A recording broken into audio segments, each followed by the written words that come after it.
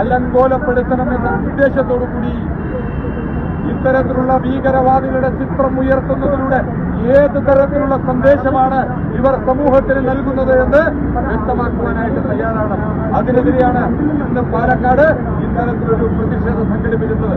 ഇന്നത്തെ പ്രതിഷേധ പരിപാടി ഔപചാരികമായി ഉദ്ഘാടനം ചെയ്ത് സംസാരിക്കുന്നതിനായി പാർട്ടിയുടെ ആരാധനായ സംസ്ഥാന general secretary Shri T Krishnakumar, മണ്ഡലം ജനറൽ സെക്രട്ടറിമാരായിട്ടുള്ള ശ്രീ മിലൻ, ശ്രീ അശോക് കുത്തൂർ ഉൾപ്പെടെയുള്ള മുൻ കൗൺസിലറായിട്ടുള്ള ശ്രീ ശശിയേട്ടൻ ഉൾപ്പെടെയുള്ള പ്രിയപ്പെട്ട സഹപ്രവർത്തകരെ, ജനാധിപത്യ വിശ്വാസികളെ നിങ്ങൾക്ക് നമസ്കാരം. കേരളത്തിൽ മതതീവ്രവാദ പ്രസ്ഥാനങ്ങൾക്ക് എല്ലാ കാലത്തും പിന്തുണ കൊടുത്തിട്ടുള്ള രണ്ട് മുന്നണികളും ഇപ്പോഴും അതേ നയം തുടരുന്നു എന്നുള്ളതിന്റെ ഏറ്റവും വലിയ തെളിവ് ഇക്കഴിഞ്ഞ ദിവസം തൃത്താലയിലുണ്ടായിരിക്കുക. തൃത്താലയിലെ പള്ളി ഉറൂസിനോടനുബന്ധിച്ച് നടന്ന ദേശോത്സവം, ആ ദേശോത്സവത്തിൽ അന്താരാഷ്ട്ര മതതീവ്രവാദികളായിട്ടുള്ള രണ്ട് ഹമാസ് ഭീകരരുടെ ചിത്രങ്ങൾ വെച്ചുകൊണ്ടാണ് ആന എഴുന്നള്ളിപ്പ് നടത്തിയിട്ടുള്ളത്. ഈ ദേശോത്സവത്തിന്റെ സംഘാടകരാരാണെന്ന് പരിശോധിച്ചാൽ നമുക്ക് അറിയാൻ കഴിയും.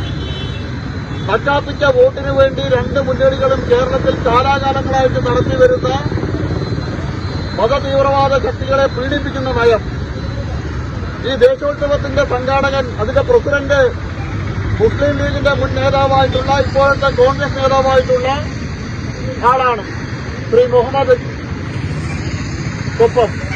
അതുപോലെ തന്നെ ദേശോത്സവത്തിന്റെ സെക്രട്ടറി, തൃത്താല ഗ്രാമപഞ്ചായത്തിന്റെ പ്രസിഡന്റ്, സിപിഎമ്മിന്റെ നേതാവായിട്ടുള്ള ശ്രീ ശ്രീനിവാസൻ.